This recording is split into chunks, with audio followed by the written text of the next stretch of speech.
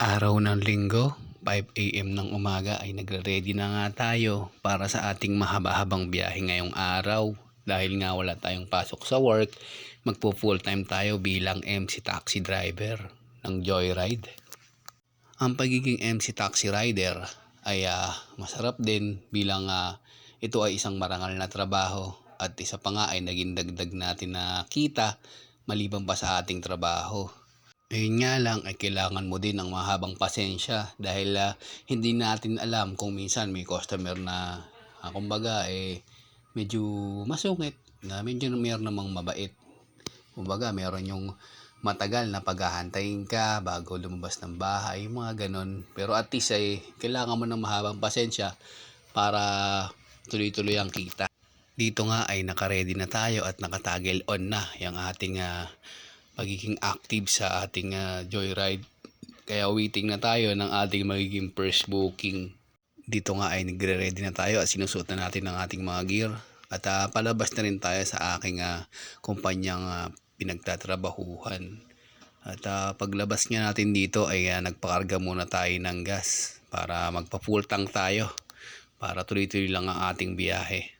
At yun nga at na-full tank na ang ating tangke. At dito nga ay mga 15 minutes na at wala pa rin pumapasok na booking.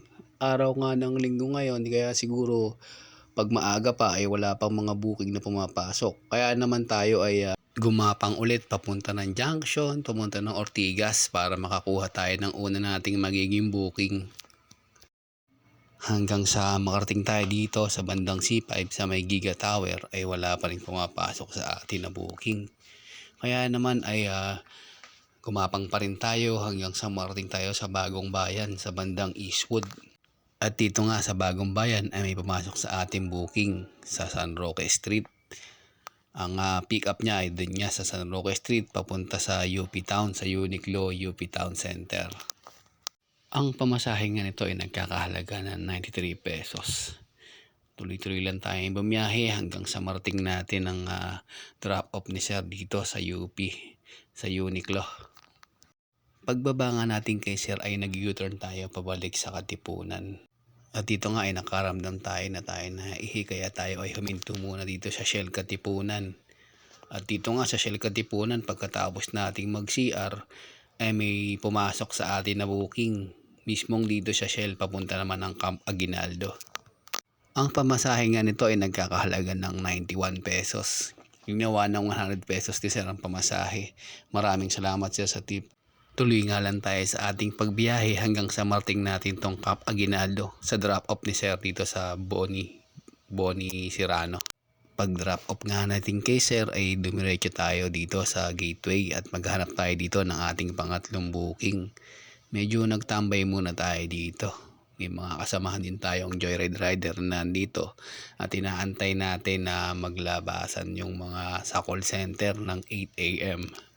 Napasukan nga tayo ng pangatlo natin booking mula dito sa Telos building papunta ng Amang Rodriguez. Kaso ay nag-cancel siya pag-accept ko. Tayo nga ay gumapang sa bandang Pitwason at tayo ay napasukan ng booking mula din sa Pitwason papunta ng Bicol Isarog Bus Terminal sa EDSA. At ito ay nagkakahalaga ng 70 pesos na pamasahe. At yun nga, pagbaba natin kay Sir dito sa Bicol Isarog EDSA ay may pang-apat na booking na ulit na pumasok sa atin mula din sa Araneta Center papunta ng Peta Tower sa New Manila. At ito ay nagkakahalaga ng 76 pesos. Pagbaba nga natin kay Ma'am sa New Manila sa Peta Tower ay gumapang tayo pabalik ng Cubao.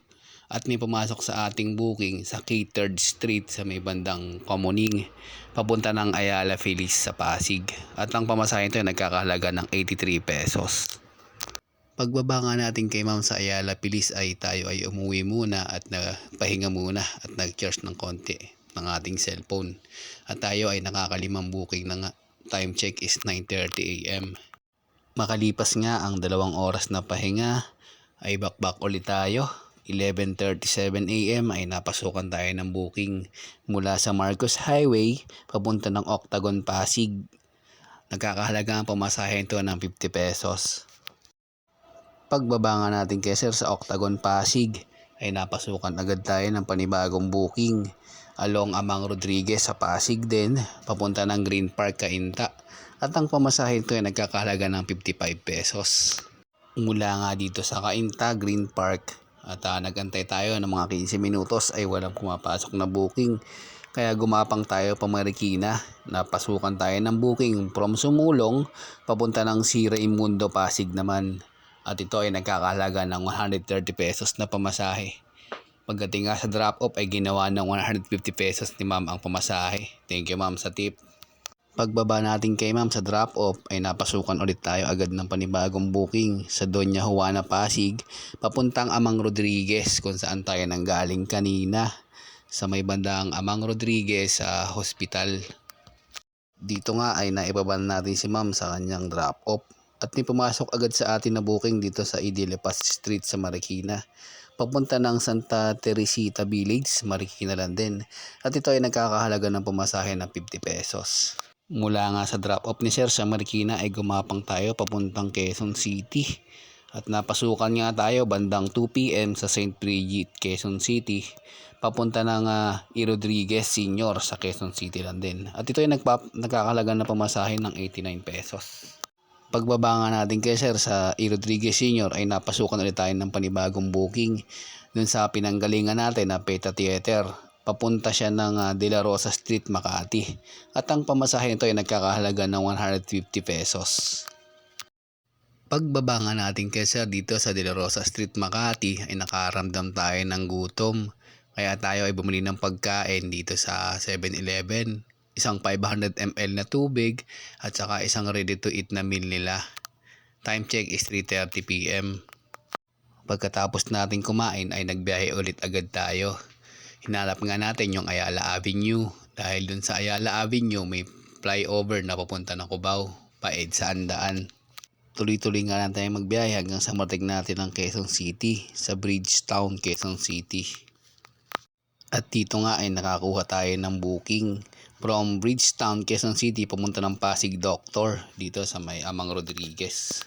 At ang pamasaheng ito ay nagkakahalaga ng 51 pesos. Pagbaba nga natin kay Sir sa Pasig Doctors ay umuwi ulit muna tayo para magpahinga ulit.